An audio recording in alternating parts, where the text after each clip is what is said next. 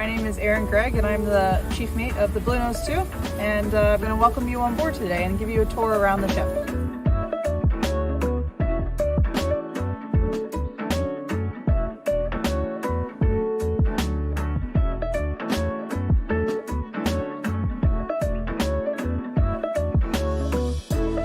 We're at the bow of the vessel right now. All the way out there is our bowsprit. So from the tip of the bowsprit all the way to the stern of the end, we are 151 feet long. We have our headsails out there, all filled nice and neat when they're not in use. And this is where our anchors lay as well. So we have two kinds of anchors on board. We do use our anchors. We've got a 500-pound anchor on our starboard side, and our main anchor here is the port side. It's 750 pounds.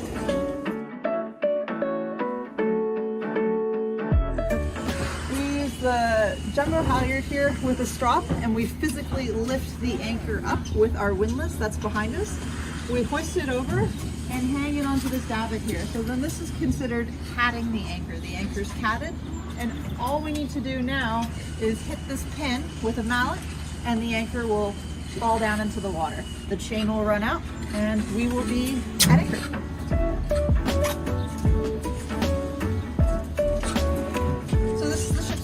It's a very important piece of equipment. It allows us to not only hoist the anchor up, but it also helps us hoist our sails as well. So we put our halyards onto the drums here, and with the hydraulic system, it helps us raise the sails up. So it's from 1963, and it was made in Vancouver.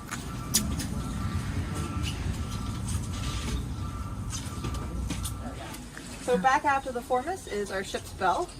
Again, this is cast in 1963, so it's been with us this whole time, and we use it primarily for communications when we're hoisting up the anchor or if we were on lookout. The bell does have purpose, so we don't just ring it any which way. It's actually considered bad luck to read this without it serving its job. Bluenose II is a traditionally rigged gaff rig schooner, and our sails are bent onto the mast with hoops. So these are oak hoops that are steamed. So the original Bluenose and Bluenose II had rigs just like this, and they're still being made today, which is pretty cool.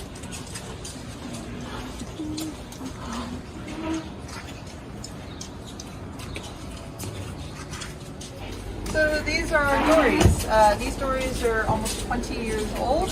They were made here in Lunenburg, and these are the exact vessels that the fishermen would go out when they were on the Grand Banks. So they would hand line for cod, and generally a ship would carry 8 to 10 dories. So we've got two. One of them does actually come with a sailing rig as well. So when the crew do get a little bit of free time, they do like to row them around the harbor.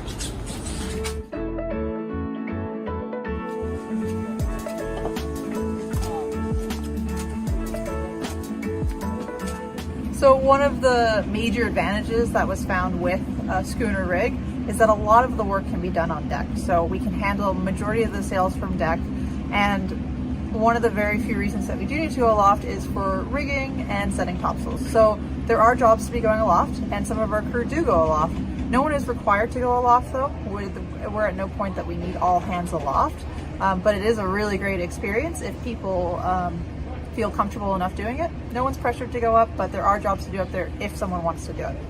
So another common question we get is, what are these big white rounded things? These are cowl vents, and these help with the ventilation of the ship. So these are traditional in the sense that they let air circulate down below, keeping us nice and cool in the summertime.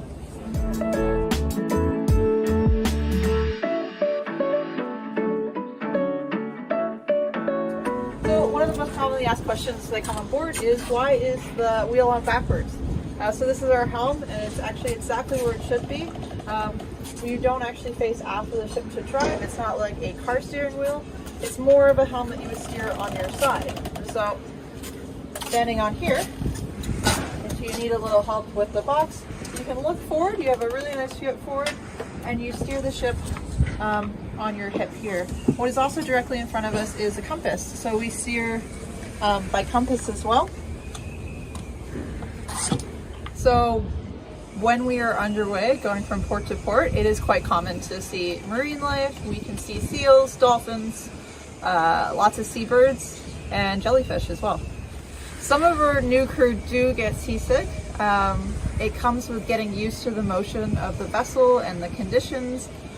Luckily, after a few days, people's stomachs tend to settle and they get used to it. I find it's a really wonderful motion. It just rocks me straight to sleep when I'm at sea.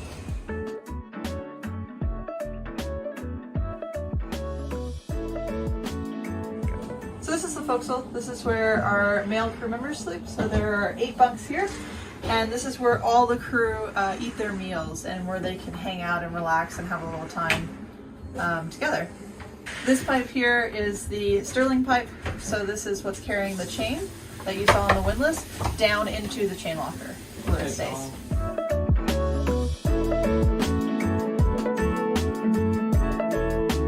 So, a lot of people have questions about how we eat on board and what kind of food is being made. So this is our cook Dale.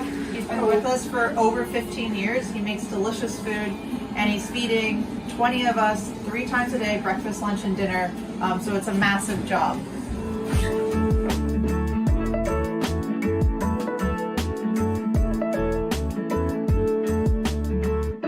So this is the Salon. So this is where the professional crew, so the captain, engineer, cook and mates will eat their meals here, where we'll have meetings and where we can kind of have a bit of separation between the deckhands and us.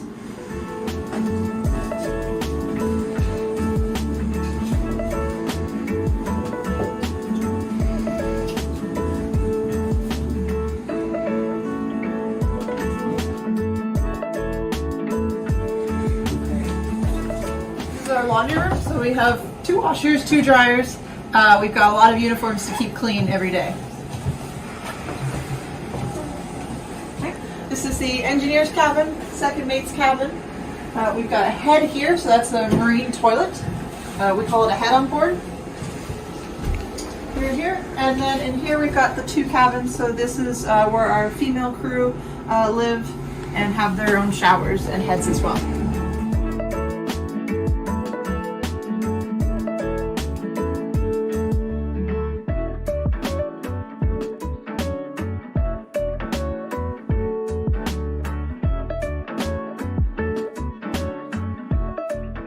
So we're in the chart room right now.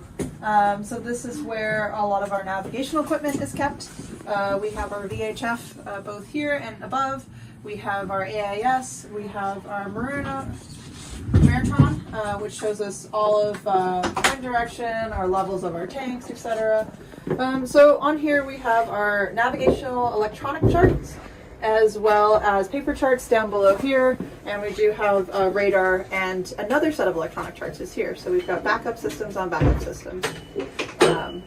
We've got sat phones, we've got Inmarsat, we've got our SSB all hooked up, and various alarm systems, so lots of buttons to push back here. And so back up, very close to the chart room, is the captain's cabin and my cabin, the chief mate's cabin. So this is just behind this door here, so we're nice and close in case we're needed at any moment. So most of navigation actually happens on the deck here. So the exact same systems are up here as well. So again, electronic charts, our Maritron showing all of our systems, and engine controls as well. It's more enjoyable, and there's a lot more to see up here than being down there. So when we're standing watch, we're up here, and there's a helmsman, as well as a standby and a lookup up forward normally.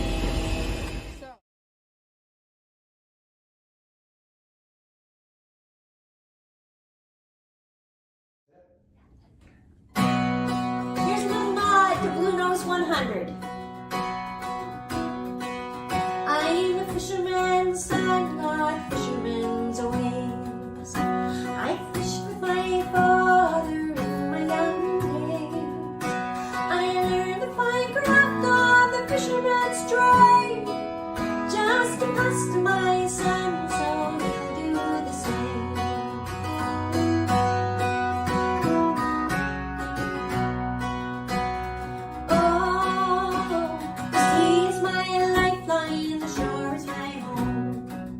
I've been to your cities, I didn't stay long. I stared at the bright lights, the dark sea waves. But that's not for me, no, I couldn't stay.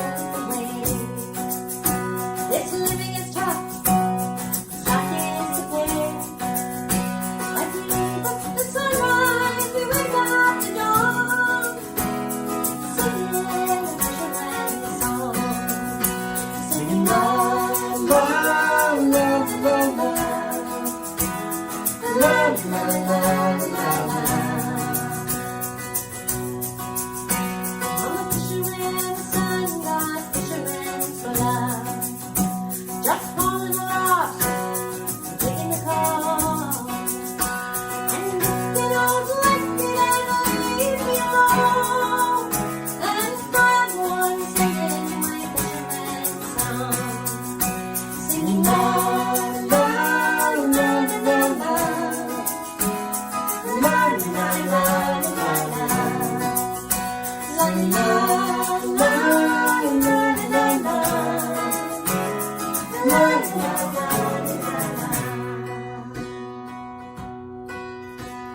a fisherman's son, got fisherman's ways. I fish with